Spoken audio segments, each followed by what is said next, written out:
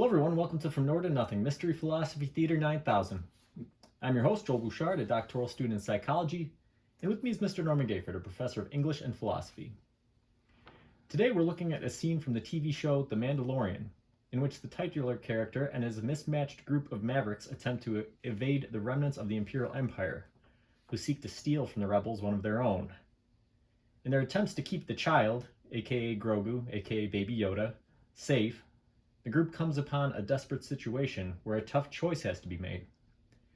Our scene today focuses on an exchange between the former assassin turned nanny droid IG-11 and the Mandalorian. Okay, so there's a good chance probably quite a few of our viewers have seen The Mandalorian. It was a huge hit. And internationally too. Yeah. But so for some context, this is the last episode of the first season, and the Empire is trying to steal Baby Yoda here because they want to sort of harness his force powers. And the Mandalorian and his group here is attempting to protect him. And the IG-11 droid was an assassin droid originally. It got reprogrammed to be a nanny droid for the child. Yeah. And the Mandalorian never has a deep distrust of droids in general, and this droid specifically because of its original programming and because of his connection with the child. Yeah. He never quite trusts him. And as an interesting philosophical note and sort of a nerdy deep dive into Star Wars legend, there was a book written about these types of droids. The IG droids are all assassin droids, and back in a book written in the late 90s, I think, they were all made on one planet. Oh. And what eventually happened is there's different series, the IG-11, and then it goes up in 11s, so 22 and 33 and so on and so forth. Eventually they made it in a really advanced version, IG-88, who you've seen in the original Star Wars movies alongside Boba Fett and Bossk and the other bounty hunters with Darth Vader and stuff. And the story behind IG-88 was these robots were being made at a factory and they kept making them more and more advanced. And then eventually IG-88 actually became conscious and took over the planet, killed the few humans who were running the machines and started, stopped production. Sci-fi. Stopped production and went off on his own as a bounty hunter who was conscious. So from a philosophical standpoint, that's kind of interesting. Mm-hmm. Thinking about the power of consciousness and not only that, but after he became conscious, what he decided to do and that sort of thing. Yeah. And how that is sort of opposed to the IG-11 story. It seems like they both achieve some level of awareness, but one becomes sort of leans into what he was created to do, and the other one is programmed to do exactly the opposite. Yes. Yeah. So we'll play this first section. I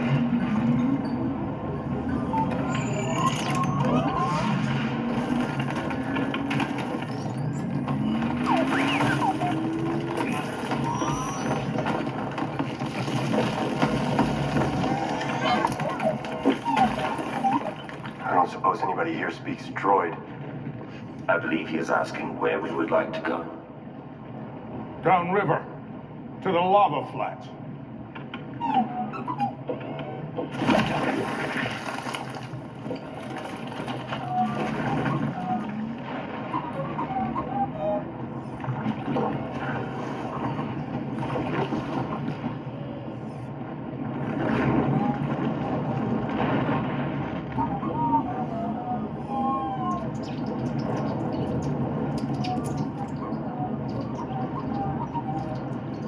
That's it.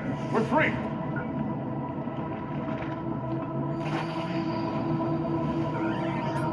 No, we're not. So as we can see here, they're attempting to escape. They've been evading the Imperials for a long time. They get on this boat. This sort of ancient gondola droid is pushing them downriver. They think that they're clear. Mandalorian uses this technology to find out that they're walking right into a trap. You know, the beginning of that, though, should we talk about this now or wait? Yeah. When the sort of R2D2 type droid starts to shake off the lava incrustation on itself and begins to rise, as soon as it starts to move, all of their guns are out. All right, so almost simultaneously, John Woo film kind of thing, and they don't fire, but the distrust of mechanism is implied just in that thing. Yeah. The first thing is, this is probably going to be destructive to us, but they wait, and I think there's something we can come back to with that too. Yeah, it's interesting. Looking at Star Wars and really any other kind of sci-fi, the interactions between humans and droids, or humans and aliens, and this type of stuff. I mean, look at the group, right? There's no aliens in this group other than Baby Yoda, right? Who it could be argued is there, given his sort of cute properties, right? He's got these big eyes and ears, and he has some appeal to him. But that's the idea of alienness itself. She is from a different world, but she's walked all kinds of worlds. Her original world is destroyed. Mandalorian has walked all kinds of places. So his point of origin is his home world, but he's an alien in other places, unless it's just such a pan-cultural experience that you walk on any planet and it's all the same. Yeah, and that's pretty obviously not true with Star Wars, because as you sort of see in episode or season 2, our Mandalorian runs into other Mandalorians, and they have a deep schism between their beliefs and values and things. Yeah.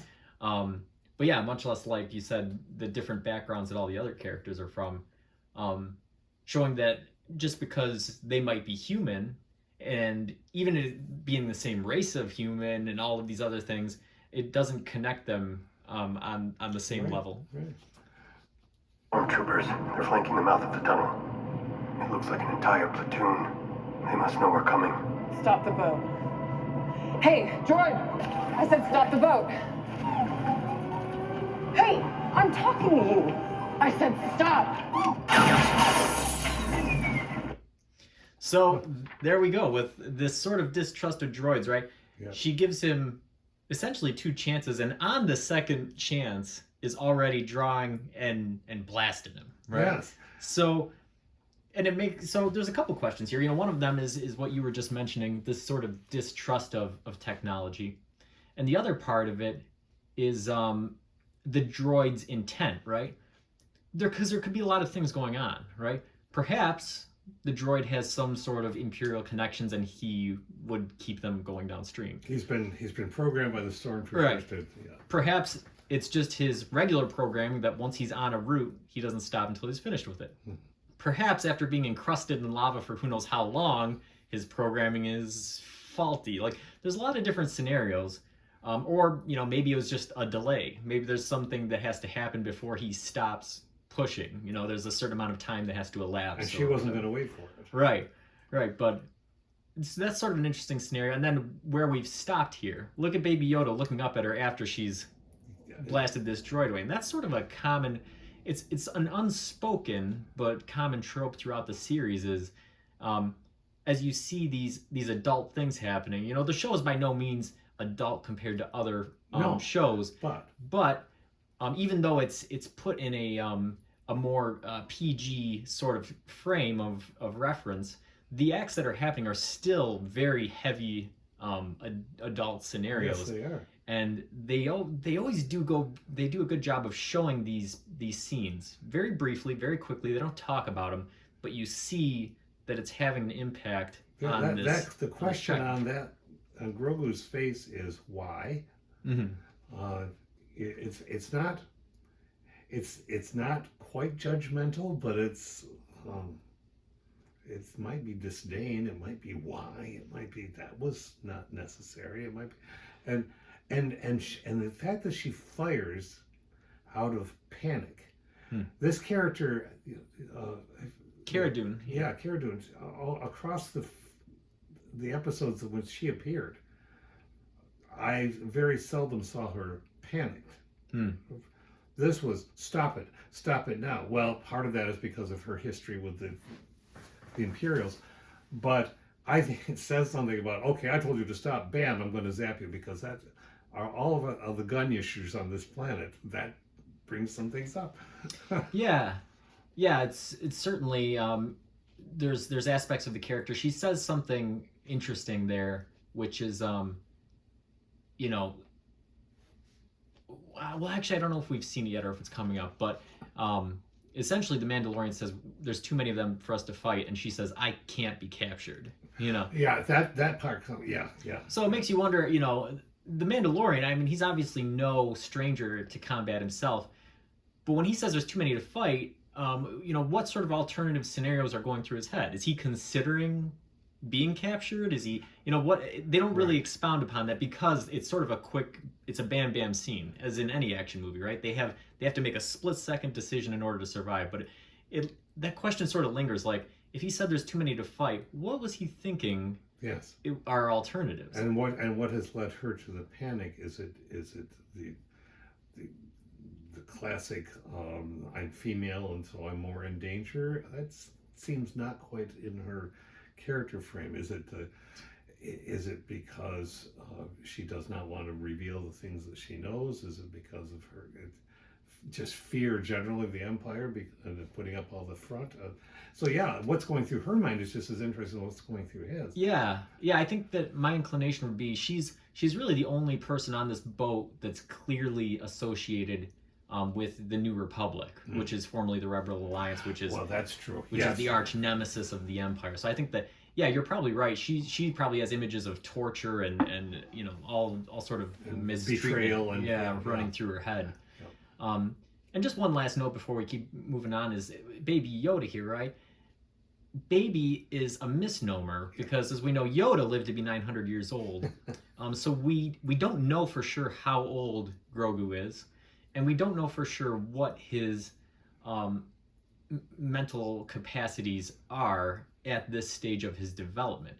There's a good chance he might have a brain that is similar to an adult working human brain. It sure seems that from, again, some of the expressions you see in the various episodes, it's not like a child like, I don't know. This has wisdom in it, this little glance. Yeah, and it raises that you know, the importance to philosophy and life in general of language. You know, there's so many things that even, you know, with a large mental ability, without language and the ability to communicate, some of that can be lost and misinterpreted in ways that you know, we don't even know about. That's true. We're still moving. Looks like we fight. There are too many. Well, then what do you suggest? Because I can't surrender. They will not be satisfied with anything that... Yeah, so that's that scene that I was just talking about. We hadn't seen it yet, but yeah, you can hear the panic in her voice a little bit. You're right. Mando, as usual, is pretty even keeled, but it's sort of funny. I mean, you've seen them up to this point fighting a lot of Imperials.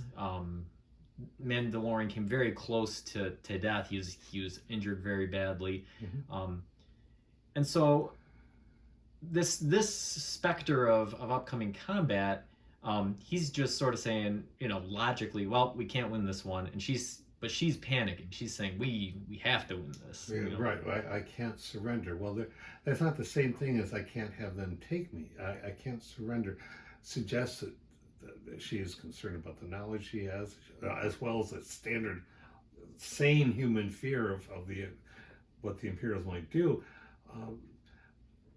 But then there's always that option. I remember watching the scene the first time when she said they can't surrender, and I'm thinking, well, then you can blast yourself or ask Mando to blast you before. I mean, that's not exactly the ticket out one wants, but that doesn't seem to get raised.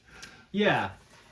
So again, that is an interesting scenario. And as we'll look more into the scene, it appears that there are alternative ways that this could have gone. And so it's easy to take it clip by clip and say, well, why didn't they do this or why did they do that? But again, But we're when you looking move at through the whole thing, yeah, it's we're looking at like 2.5 minutes or something, and who knows with your adrenaline pumping and with all of this other stuff going on, what sort of decisions you'd make. Yeah. Yeah. The other thing we should probably mention in light of world events, right? You and I were talking about it before the show. Yeah.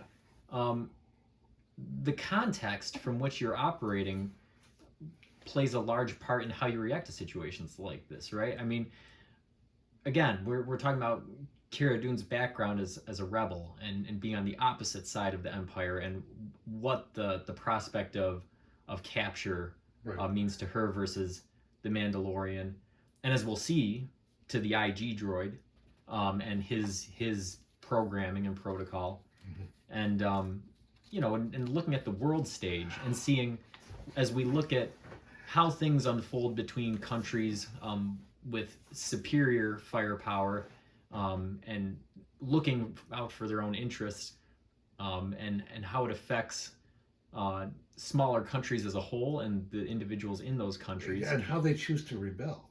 Right. So Ukraine is, here. This character sometimes reminds me of this kind of person, the elderly woman who was tossing sunflower seeds at Russian soldiers and saying, "Put these in your pockets so when you die, flowers will grow where you are." That's some grandma, That's right. But that or the sign, changing the signs so the soldiers won't know which road they're going on or something.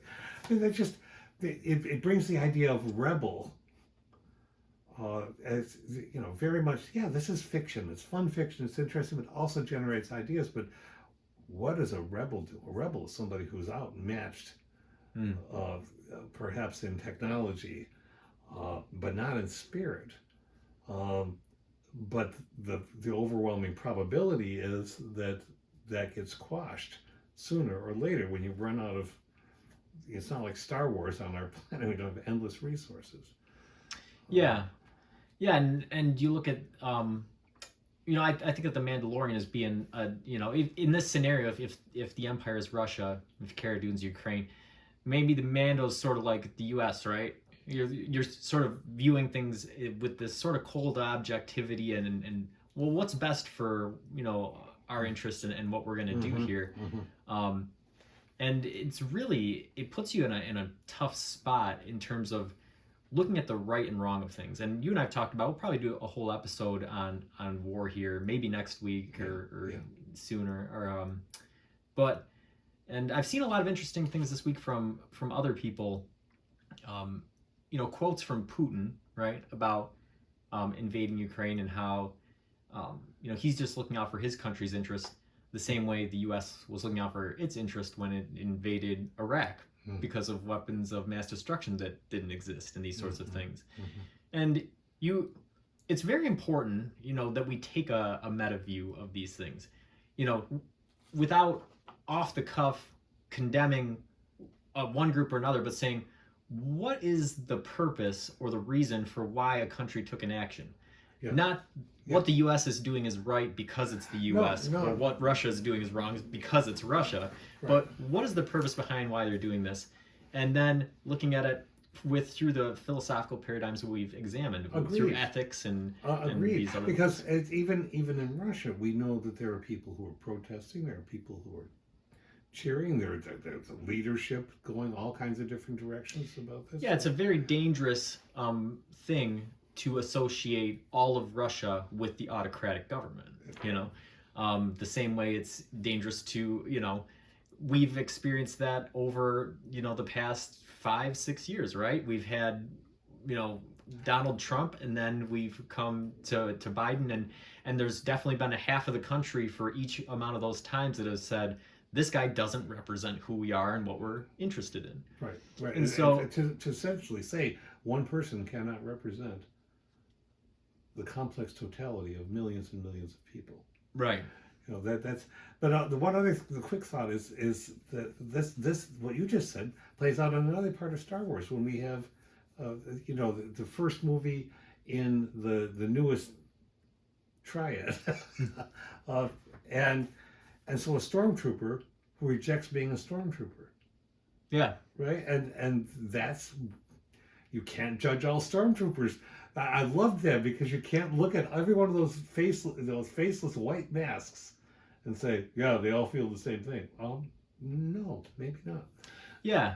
Yeah, and that's an important thing. And like I said, we'll dive deeper into that when we do an episode on war. But I think that for the quick takeaway from this is, it's very important to keep separate, but also examine the interplay between the individuals and the allegiances that they hold, and how that interacts with conflicts that they have with other entities and individuals corporately.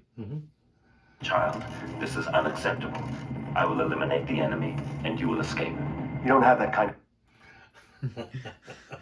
So I stopped it a little bit late there the first time, but basically the IG droid comes in and he says, all right, well, listen, you can't be captured, so I'm going to just eliminate the enemy. And I stopped a little bit too soon here, but Mandalorian says, listen, pal, you don't have that kind of firepower. You wouldn't see daylight, right? Assuming that what the IG droid is saying is that he's going to just go out there and blast all the enemy, and they're gonna be safe. Now that's kind of interesting, right? We'll play it a little bit further. Power, pal. You wouldn't even get to daylight. That is not my objective. We're getting close. Settle up.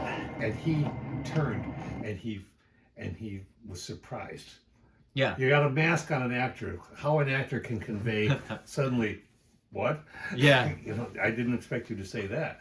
Right. And you can sense the undertone of disdain in what he says. You don't have that kind of firepower, pal. You wouldn't even see daylight, right? Yeah. And That's not my intent. right, and he says that's not his intent, and it gets the Mandalorian's attention there. So what we'll see what he's sort of suggesting is that he's going to self-destruct, right? Yeah. And they're getting close to the end here, so they have to make some quick decisions. And notice the pairing. I didn't, because if you don't stop and look at the choreography of a scene, after you've enjoyed a film and everything, fine. But when you can do it in this way, this is where it gets really fascinating. Look at the pairing. IG is standing right in front, almost in exactly the same position as the gondola droid that she blasted. Okay, Right. There's one. Now here's another droid. And it's like, oh, the droids are lining up to... Right. But also what's interesting is what happened right before that. So she says that they're coming up on the end and stuff, and she just tosses him the child, their most precious asset, right? She just hands it over to him.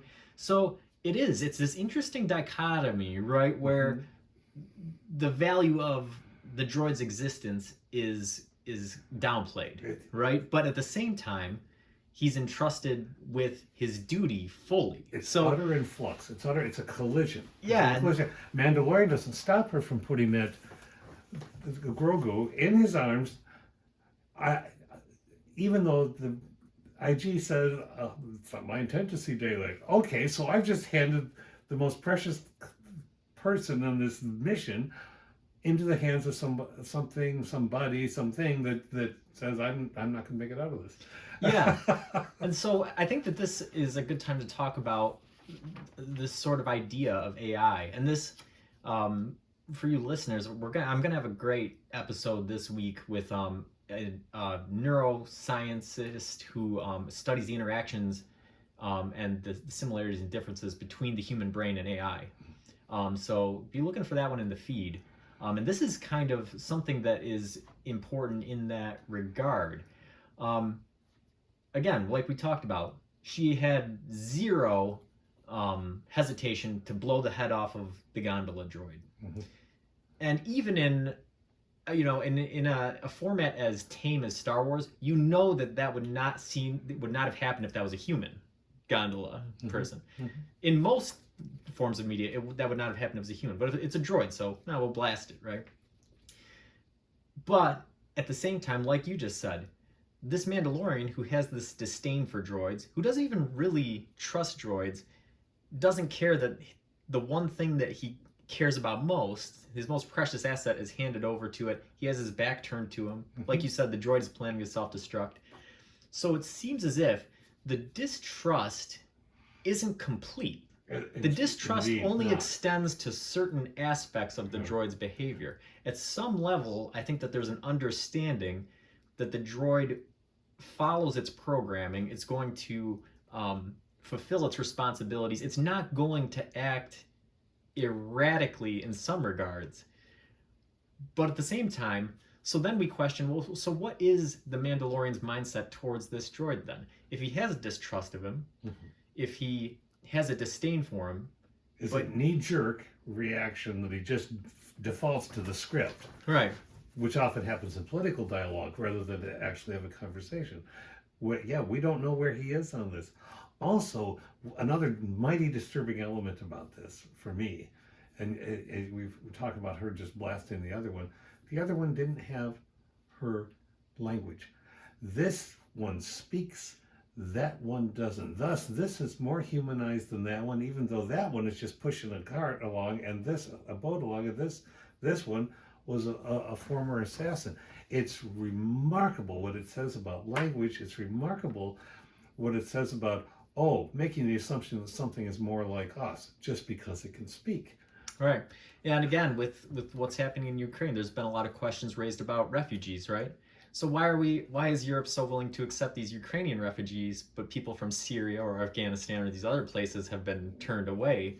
Yeah. And it's I think that you're right. disturbing. There's something, there's the aesthetic quality of somebody looking different, but I think there's also a quality of the language component as well.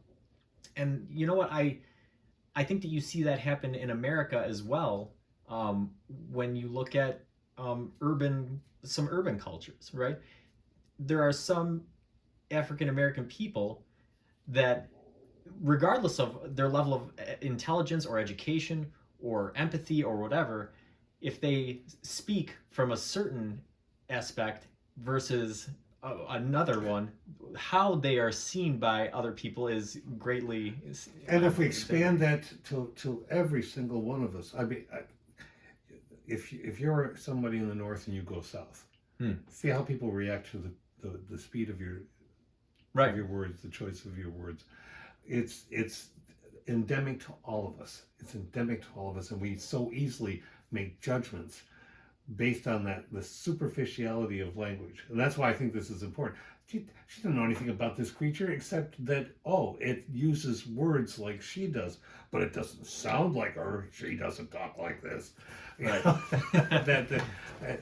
Yeah. And then, of course, it takes me completely, this is totally seemingly irrelevant, to a film called Ice Age.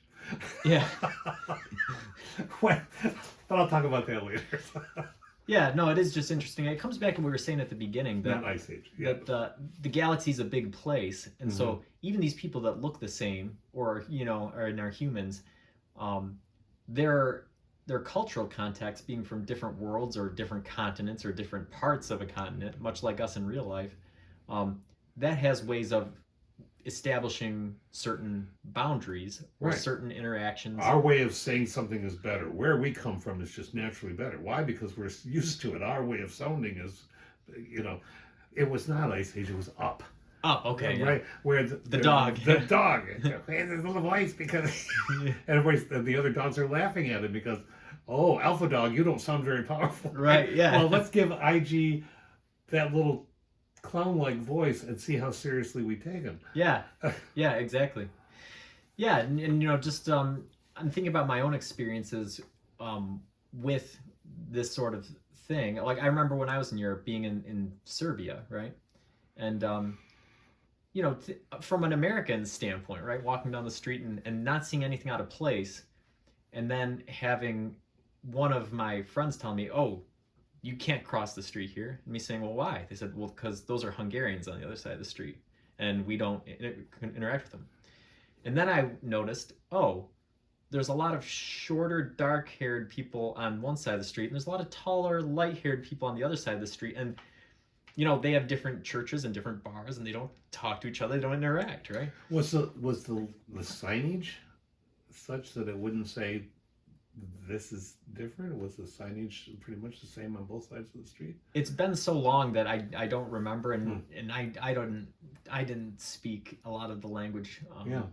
But when I was in the Army, I was friends with a brilliant guy, probably the smartest guy I served with. He also going for a PhD in psychology, and he was born in Belarus.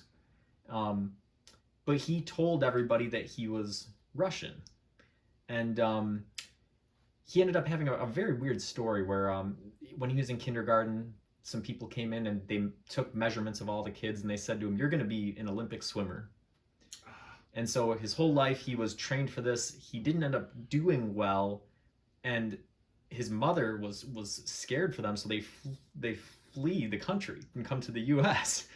But after all that, I remember asking him, why do you tell people that you're Russian? And he said, because it seems to me that being Russian is something to be proud of, but Belarus means nothing.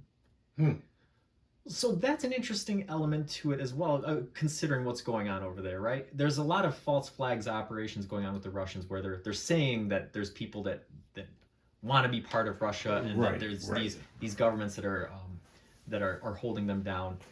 And those are real, accurate reports. But there is also this element of the Soviet Union that does hang over some of these smaller Eastern European countries. You're just a satellite. You're just whatever we want you to be. Yeah, and it's almost, it's sort of similar to an abusive relationship where regardless of what the truth of the matter is or the value of these groups, there's this thing that, well, the only great moment we had was when we were part of this bigger thing, you know. And the to me it's ugly. The ugly notion of, well, you look like us, you sound like us, you have the same institutions, so of course you're us. So it's complicated. For sure. Don't have the security protocols from my manufacturer. If my designs are compromised, I must self-destruct. What are you talking about? So now the IG droid finally reveals his plan, right? He says, listen, my plan isn't to go out there and just shoot all the stormtroopers and have us be safe. I know that that's not possible, right? But my original programming is that, I am a sensitive piece of property. So I cannot be captured and have my secrets of how I'm built revealed. It's like a drone or, a nuclear submarine, right? Like you can't just hand that over to the enemy. If there's the danger of that happening, it has to be destroyed, right? I'm laughing when you've hit a point with that. But what an utter capitalistic. Yeah. I am owned, and my secrets can't be revealed. I cannot be captured. Kara moments earlier in real time says, I can't surrender. Right. He's surrounded with people who are removing his options. Right, yeah, and so think about that. So Cara Dune says she can't be captured. IG-11 says he can't be captured. But if you think about their positions right now, Cara Dune is actively in the employ of the New Republic. The IG-11 droid has essentially been freed. Early, I think it was the first episode actually, he was going after the child. Right. And then the Mandalorian defeats him, turns him. He no longer has some master, some overlord. He's essentially an autonomous, not autonomous because he's been programmed to be a nurse droid, right? He had a teacher. This group is the only group that he's responsible for. Yes. But he's saying deep in his programming, there's still that thing that says he can't be captured, right? And that is interesting, looking at the parallels between the human soldier fighting for a New Republic and this droid who had an overlord and now doesn't. Unless he's, I'll throw a wrench into the works, unless he's using that as the simplest way to say, this is what I'm willing to do. Right. I'll just tell you that it's built in, because then you can't argue with it, because you just accept that it's all built into my programming. But what if when he was reprogrammed it wasn't? But he's using that as a... Yeah, and we'll see that a little bit further here. Not permitted to be captured. I must be destroyed. Are we gonna keep talking or are we gonna get out of here? I can no longer carry this for you. Nor can I watch over the child. So I think that what we just saw plays into what you said, right? Mm-hmm. You can see that you know, he's using that deep programming, I think, as a cover for, like you said, this saying, I'm willing to do this. This is what I can do. And it makes me wonder, right? As we talk about AI and consciousness and this sort of thing, is this just as a result of his programming as a nurse droid? Or is this an autonomous decision by a semi or fully conscious thing, right? And that's where I lean. Yeah, because, you know, his programming is to protect the child. And so he's done all the calculations and said, listen, you know, we can't win by fighting.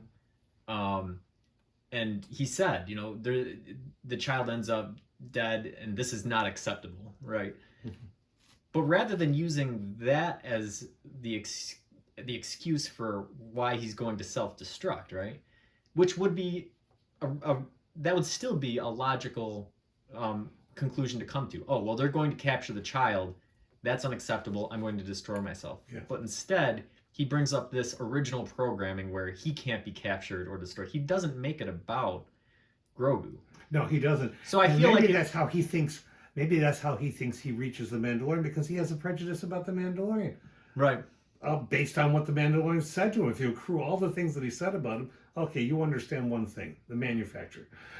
Yeah, yeah, and so, you know, I think that makes me lean towards him being a conscious, autonomous individual, because if it was just the programming, I think that he would have used the child being captured as the sole excuse. But instead, he defaults to this prior programming, which it probably shouldn't even be in his current programming or consciousness, right? It should be something that was buried or erased, but he brings that up as the excuse to not make it about the child in his explanation. And look for at the Grogu. layout of the seed. I mean, this is Cara Dune's. She's turned away. She's out of this conversation. We got to take care of this out here. Grogu is almost eyebrows raised, maybe being surprised by the.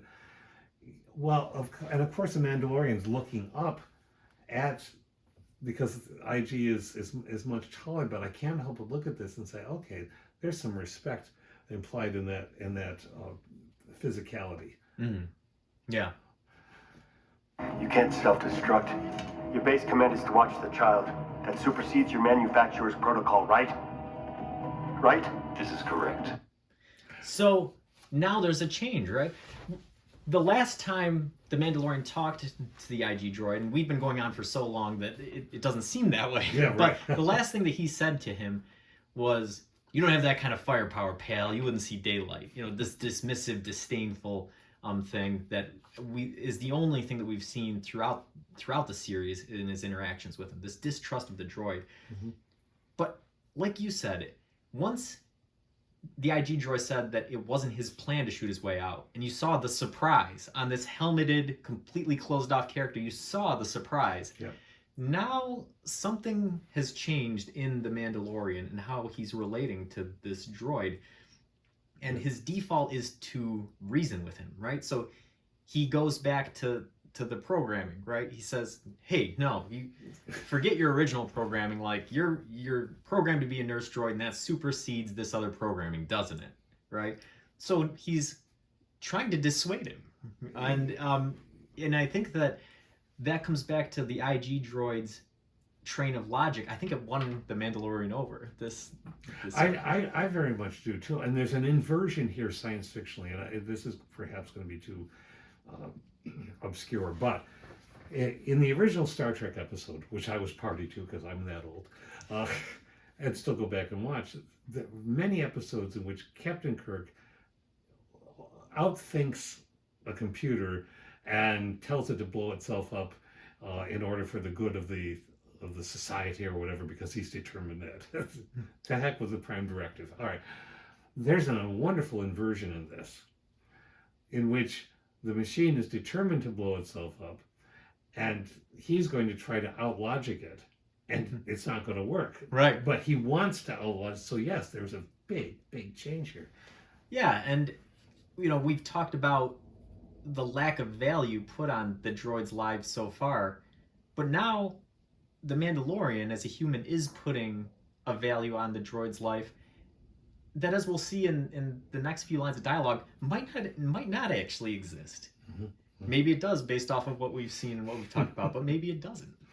Now grab a blaster and help us shoot our way out. Victory through combat is impossible. We will be captured. The child will be lost. Sadly, there is no scenario where the child is saved in which I survive. So, again, we catch the tail end of the Mandalorian saying, "Listen, grab a blaster and help us out." Like, we're all in this together, right? You are a part of our group. We're not letting you do this thing. Right. Even though he knows that it can't work. It would be an act of futility. Be part of the team, even though we're all going to die together. I think it's really interesting whether it's ironic or directly intended when he says, "Sadly, there is no outcome in which I survive, or the child survives, and I do as well." I'm paraphrasing, but sadly, I'm going to die. Sadly. Right. Just the word "sadly" is implying a consciousness. Right, and we'll see a little bit more of that in the next couple lines, and what about that makes it ironic. Mm-hmm. But yeah, so I mean, so now the droid is using logic back on the Mandalorian, and he's sort of outdone him. Yes. Now, what's interesting about this to me, and in the course of any action movie, right? If we as logical, reasonable viewers see these action scenes unfold, there's this sort of suspension of disbelief in terms of risk calculation, right? You see these action heroes pull off these crazy stunts, barely get missed, barely hit the other guys, do all this stuff, and it's happening in the moment. There's no forethoughts, none of this. It's just reaction and instinct and training and all this stuff. Mm-hmm. Well, now, the moment that they have some time to do some planning, they have some time to do some of this, they've already given up, essentially, right? And if you see the number of stormtroopers outside the cave, based off of other scenes in The Mandalorian, it doesn't seem all that far-fetched to think they could just blast them all, right, and be fine. And the directors could have written that. And we would have lost the meaning of this scene. We would have. But it makes you wonder, how are they doing these calculations? What about what the Mandalorian saw originally made him say the combat was impossible? And what sort of calculations does the IG droid do that confirms that suspicion? Mm-hmm.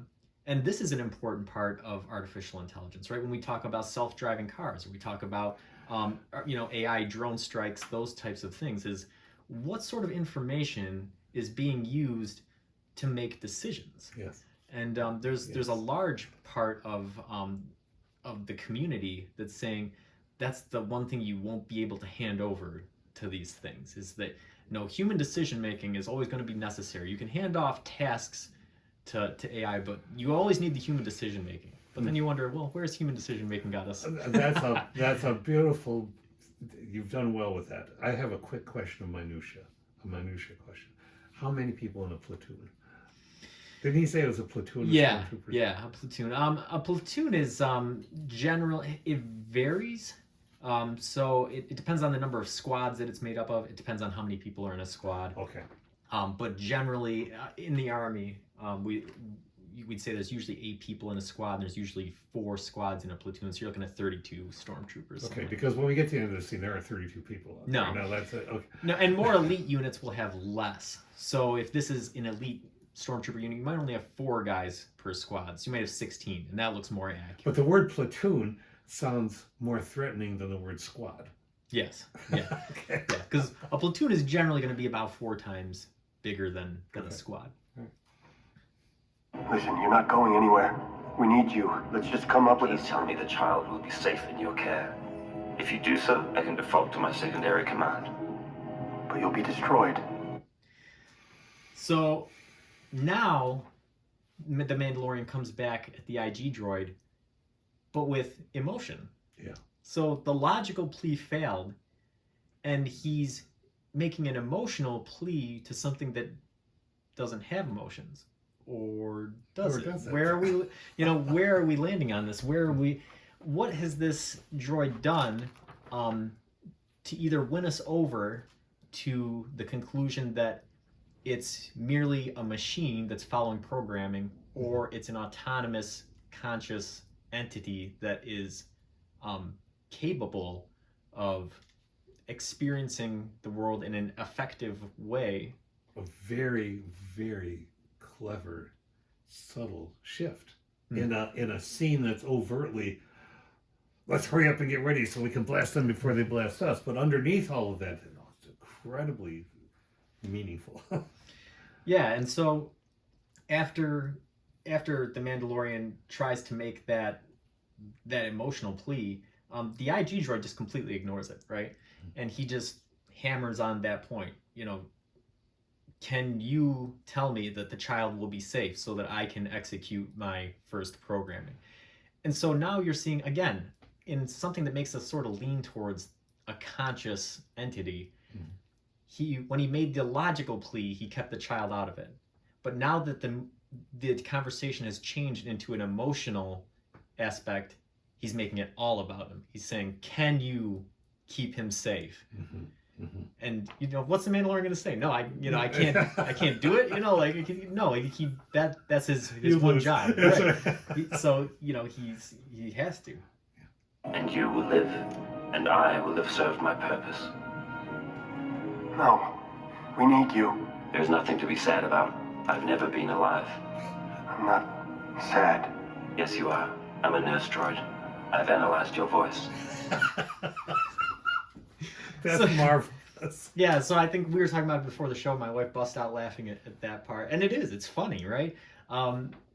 Because of this, like you said earlier, it's funny that he said, "Sadly, I'll be destroyed." It's ironic because here he says, "Don't be sad, I'm not alive."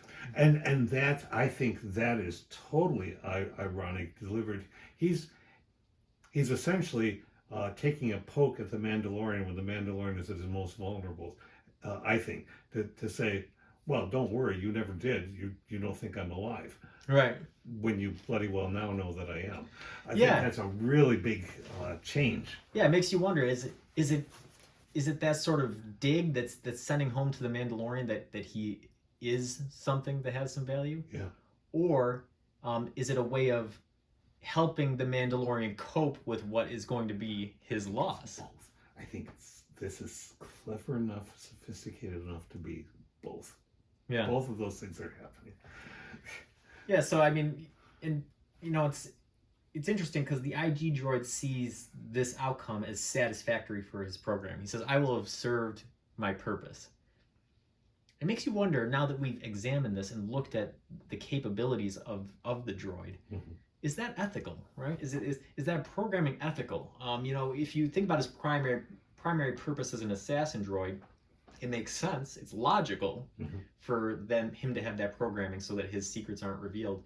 But given the capabilities that he has and what sort of faculties he has to experience things, is it ethical to put this thing in saying you must destroy yourself if you're going to be taken out of our possession? And as one person, I say, well, no, of course not. but I think he's talking on two levels at the same time. I will have served my purpose. Well, if I'm a conscious being, and I have been programmed to learn that my purpose is to care, or I have superseded that programming and embraced the idea that I care and can contribute, and who knows how far back his killing assassinations have gone.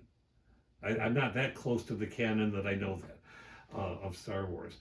So am I balancing all the death that I brought maybe I'm satisfying my purpose by finally doing something good. Yeah. And here is going to be the sort of tipping point that will put us over the edge. This right here.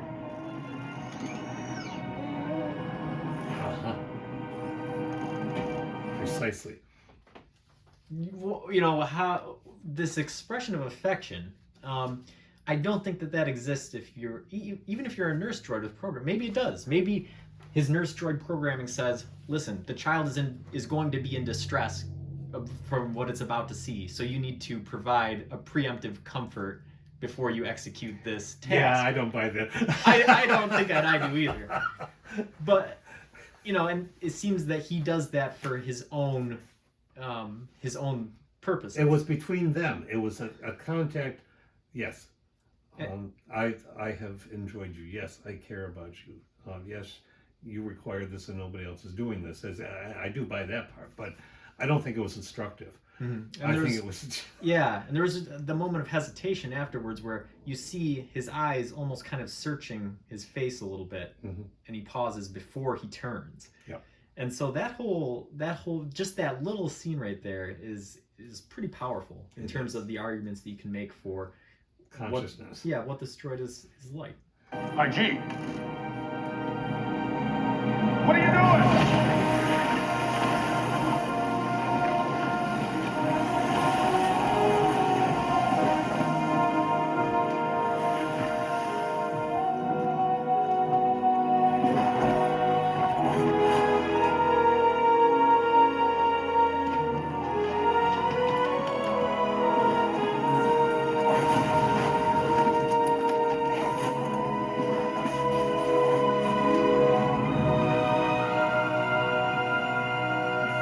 Manufacturer's protocol dictates I cannot be captured.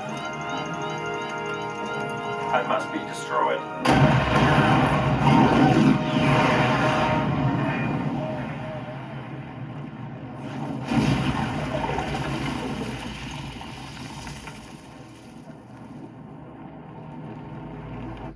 Now, the use of music is always critically important in any film, TV series, whatever. We know that. I collect soundtracks because because I love to hear this symphonic or whatever genre it is. It is evocative of emotions. We're supposed to feel a certain way. So, had we not supposed to be thinking that this is a conscious being making an independent choice, we wouldn't have had that heroic walking through the lava music to go out there. That tipped it for me utterly. To me, this sort of brings back our questions about reality, right? Because we understand that we have these thoughts, we have these emotions, and that we perceive these things to be real, and we ascribe that to other individuals as well, right? That you are a real person with thoughts and emotions, and we have these interactions. And then, so it's not clear cut to philosophers, and we've talked about all these shades of what philosophers think about reality. But what's generally accepted by people, right, is that we as humans have these complex feelings. But what's not examined so much by humans is how, not only what's happening in the minds of other creatures, other animals or other robots or AI or these things, but also an important question that says, if we as human beings ascribe these feelings and these thoughts to them, regardless of whether or not they have them, does it make them any less real? Right?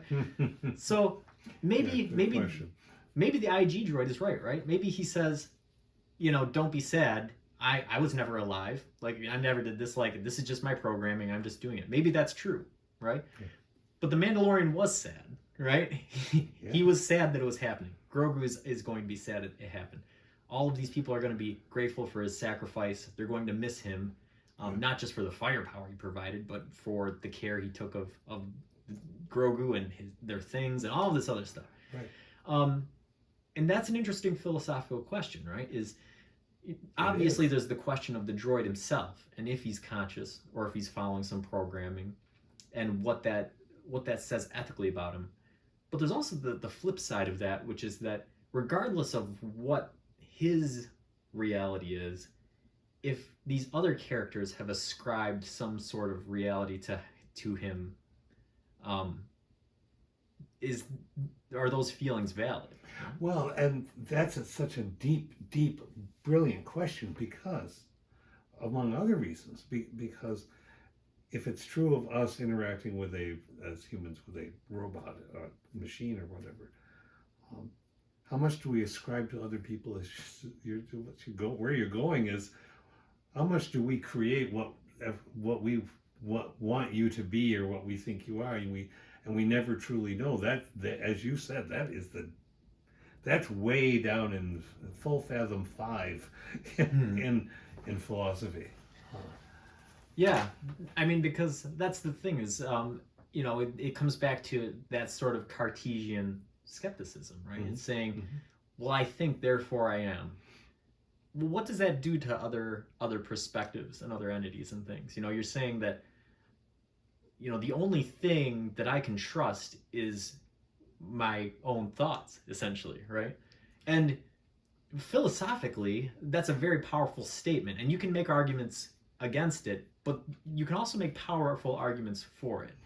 And so if my thoughts are what actually exist, and how I ascribe those thoughts to other things is my reality, then that's going to shape reality, right? And it's going to shape not only the interpersonal interactions you have, but the ideologies you support and how decisions are made on a global scale and all of these things, right? Yeah. So it's very powerful stuff. I like this scene. Yeah. So the IG walks through the lava, and again, I wonder if he's performed some sort of calculations to let him know that his legs will carry him that far. Like, how did he know he wasn't going to just sink right to the bottom? Just melt right off the bat. And another interesting question is, why didn't the stormtroopers shoot right when he appeared? What was going through their heads? Well, I was wondering that same thing freshly. I don't think that it occurred to me to wonder before watching this and the way that we're doing it. They obviously employ IG droids. But they don't shoot first and ask questions later. It has them off kilter because it hasn't come out shooting. So maybe it's going to share some piece of information with them. And then it further distracts them, which is what I would argue for the consciousness. It makes the decision to further distract them, but it doesn't have to say anything. It can just unload the mine and blow up. Oh, keep paying attention to me. Don't watch what I'm doing. What I'm about to do is because I'm programmed to be this way, blah, blah, blah.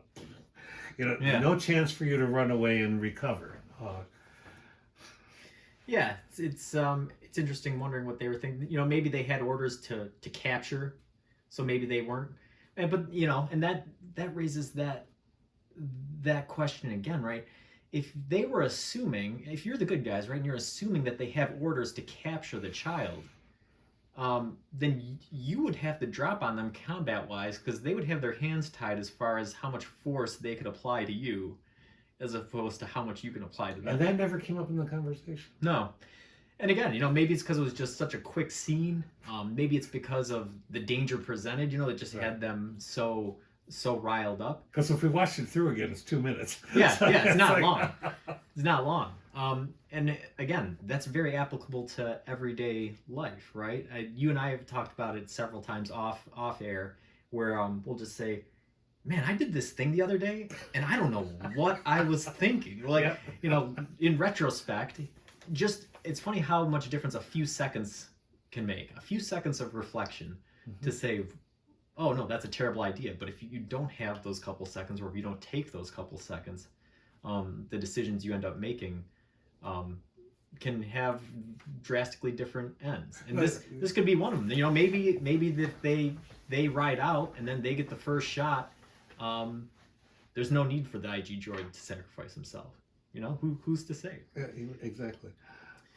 And or what about if he walked out and shot him up, and then they pulled him out of the lava and got him some new legs, right? You know, I feel like there's alternative scenarios here. But yeah, that's essentially the end of the scene.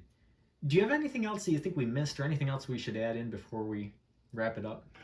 Only one quick thing. I won't go on at length about this. I'm going to make a click with my flashlight to see this note. I'm not going to read this off, but it's just a basic note that occurred to me.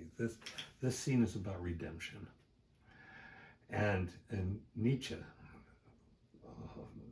was all people said of Nietzsche, if you didn't find an opposition, him arguing with himself and disagreeing and shooting it down 2 or 3 times in one page, then you weren't really reading him. But he said that redemption is part of a contradictory state of being. And I thought about the word redeem. And the word redeem means to buy out. So do we see IG as redeeming himself, and follow that I said before, if we killed so many people and whatever. It means to buy out, is to purchase a slave's freedom. And in Christian teaching, it's to purchase your way through the blood of Christ, for instance, out of the slavery of sin. But it's still that purchase in one metaphorical sense or another. So to me, I can read this as this is the way IG redeems himself by saying, I'm not a killer. I will be one more time, then I won't after that. I'm not a nanny. I'm not what any of you have programmed to me. This is what I can do, because this is what I can do. Yeah, that's a really fascinating thing. Yeah, I didn't even think about that, the definition of redemption. And it brings up, like, you know, again, the discussions we've had on ethics, right? Yes. Is, you know, he's redeeming himself, right? So we look at this scene, we think that it's sad, you know, the IG droid is dying and all this stuff. But we don't know what the IG droid has done, right? And how much red would he have to have in his ledger beforehand for us to say, you know what, I'm not even sad that he's gone, you know? Would there come a point where those scales tip like that, where you know what, after all the terrible things he's done in his past, good, you know, see you later. This is the least he could have done, you know. But the director and the scriptwriter don't let us tip that way. Right, and I think that's an important artistic decision that has implications for our personal lives, right? You know, there are certain parts of history that we've all committed, and you know. And it's kind of like we were talking about you know, if I had a couple extra seconds to think about something, I would have done something differently. Yeah. Well, when you look at your life in totality, especially the older you get, and you start to look at the context that you grew up in, or the experiences that you had that shaped you into the person you were, and you start to look at things and say, man, I've done some bad things. Like I've done some terrible, immoral, unethical things. But that recognition, and then your actions in the current time frame are more indicative of the person that you are than who you were when you did something else. Right? And this is a huge issue that we've been talking about throughout the show with several times. It is. George R.R. Martin, in his novels, in one of the Clash of Kings novel in the Game of Thrones, a good act does not wash out the bad, nor a bad act the good. Each should have its own reward. Yeah, that's great. That's a good place to stop. Yep. So until next time, keep pondering.